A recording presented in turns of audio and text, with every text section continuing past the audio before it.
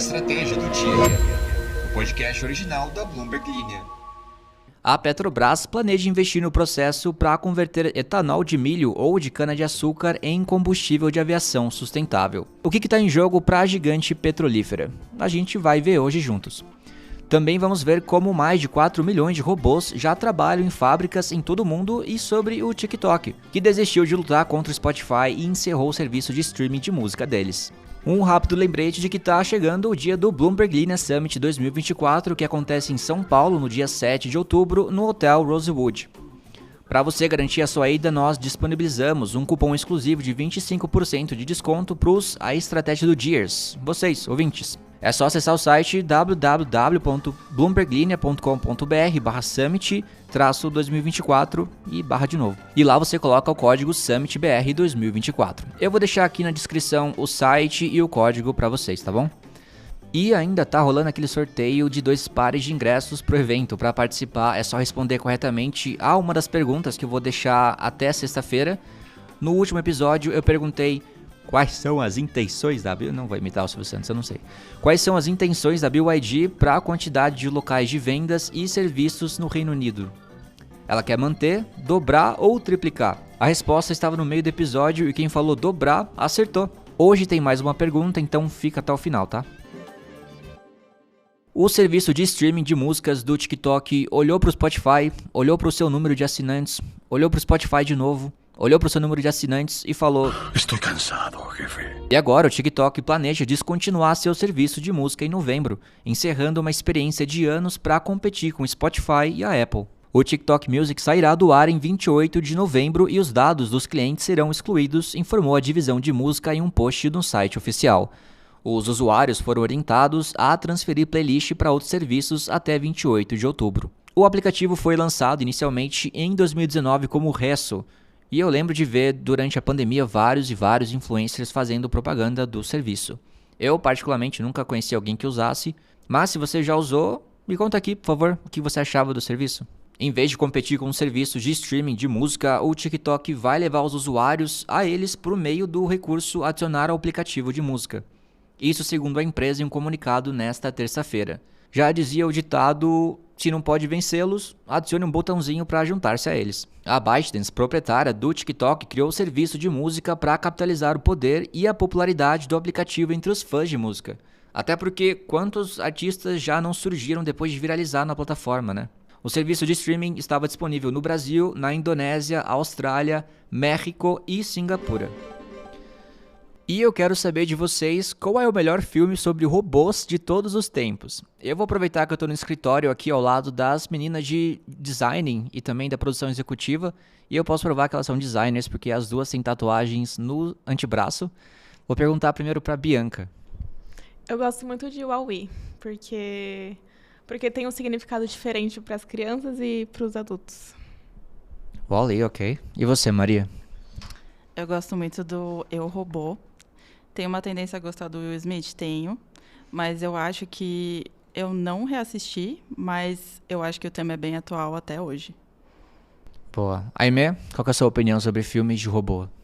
Eu não sei opinar, Por quê? porque eu não sei nada de robôs. Minha formação em cinema me faz querer responder Metrópolis de 1927 ou Blade Runner, mas eu vou seguir meu coração e responder o filme Robôs, aquele que tem o Grande Soldador, aquele de animação. Se bem que tem o Wall-E também, mas ele me deixava meio depressivo quando eu era criança. Então, Robôs. Eu tô falando mais do que eu deveria sobre filmes de robô porque as instalações anuais de robôs nas fábricas do mundo excederam 500 mil pelo terceiro ano consecutivo, elevando o total para 4,3 milhões no final de 2023, de acordo com a Federação Internacional de Robótica. O relatório mundial de robótica revelou que cerca de 70% dos robôs recém-implantados estavam na Ásia, 17% na Europa e 10% nas Américas, principalmente nos Estados Unidos. Após uma rápida recuperação na automação no período pós-pandemia, o ano passado registrou uma desaceleração em alguns dos países que lideram esse movimento, segundo o relatório.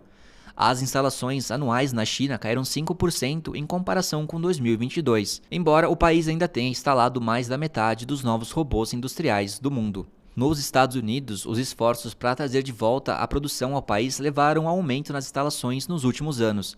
embora o número de 2023 tenha sido ligeiramente inferior ao do ano anterior, assim como ocorreu no Japão e na Coreia. A Alemanha foi o único dos 5 principais países em automação onde as instalações de robôs aceleraram no ano passado em comparação com 2022. O segundo e terceiro maiores mercados europeus, Itália e França, registraram quedas. O relatório ainda disse que a guerra na Ucrânia, a política monetária restritiva e a relativa fraqueza da indústria automotiva europeia em comparação com a da China estão reduzindo os investimentos. Até países como a vasta oferta de mão de obra estão recorrendo aos robôs. As instalações na Índia aumentaram 59%, atingindo um recorde de 8.510 unidades no ano passado, que foram lideradas pela demanda da indústria automotiva. O estoque de robôs no país quase dobrou desde 2018, disse Marina Bill, presidente da Federação Internacional de Robótica. Ela ainda disse que a Índia é uma das economias de crescimento mais forte entre os mercados emergentes da Ásia. E a Petrobras planeja investir no processo para converter etanol de milho ou de cana-de-açúcar em combustível de aviação sustentável, como eu disse no começo do episódio. A gigante petrolífera brasileira está em busca de um local para uma planta que teria como alvo os mercados doméstico e internacional, disse William França, chefe de processos e produtos industriais da estatal. A logística será crucial, disse França, acrescentando que a Petrobras pode precisar construir dutos para levar o etanol até a planta. França ainda diz que não definiram um prazo, mas que estão acelerando o projeto. A Petrobras está investindo para adaptar suas refinarias para produzir biocombustíveis e produtos de baixo carbono como parte de seus investimentos de 16,7 bilhões de dólares destinados ao refino no Plano Plurianual 2024-2028. O Brasil aprovou recentemente um projeto de lei que aumenta o conteúdo obrigatório de etanol e biocombustíveis na gasolina e no diesel, ao mesmo tempo que obriga as companhias aéreas a reduzir as emissões usando combustíveis de aviação sustentável. A Petrobras perdeu a batalha para ter seu chamado Diesel R, que é feito de coprocessamento de combustível fóssil com óleo animal ou vegetal, isso como parte do conteúdo obrigatório de diesel verde, definida pelo novo marco regulatório chamado de combustível do futuro. França disse que a companhia está discutindo contratos de venda com grandes empresas do setor privado. E vamos ler alguns comentários de vocês. Antes disso, a pergunta do dia.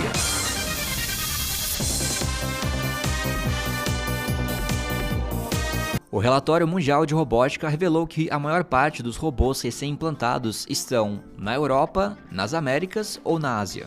Uma dessas 3 opções está certa, então vamos ver quem prestou atenção no episódio. Graciele Vicari disse: aqui onde eu moro não vi nenhum Tesla, mas BYD já vi uns 3, considerando que há uma cidade no interior do Paraná com cerca de 42 mil habitantes. Não sabia que a BYD significava Build Your Dreams, até ver um carro pessoalmente. Luiz Ferreira Jr. diz: Ararcida Top Term, digo, Alan, parabéns pelo seu trabalho à frente do podcast e a resposta... Eita, não vou falar a resposta dele, mas ele acertou. A Mani Quadro diz: o primo Alan está deixando o podcast ainda melhor, obrigada. Obrigado você, Amani. Como sempre, com seus elogios. Muito obrigado. Matheus diz: aô, Viçosa. É isso aí, estamos criando uma legião de fãs, tudo doce de leite Viçosa. João Henrique Frigo diz: eu quase acreditei que esse episódio foi patrocinado pela BYD. Não foi, João, foi só uma brincadeira mesmo. Quem sabe um dia seja patrocinado. Eu vou deixar bem claro antes do episódio, tá? Pode ficar tranquilo. E Hannah diz: ouvi o podcast antes de tomar meu remédio para TDAH, então já esqueci a resposta da pergunta, desculpa. Poxa. Jax Lins diz: vendedor da Top Term, Silvio Santos, Raul Gil, terça das imitações. Podemos dizer que foi uma terça das imitações, e esse foi o meu repertório, eu não tenho mais nada para oferecer. Se eu lembrar de uma outra imitação ruim que eu tenho, eu aviso vocês. E é isso, não se esqueçam de responder a pergunta desse episódio, vocês estão mandando muito bem. E até a próxima, muito obrigado pela audiência e tchau, tchau.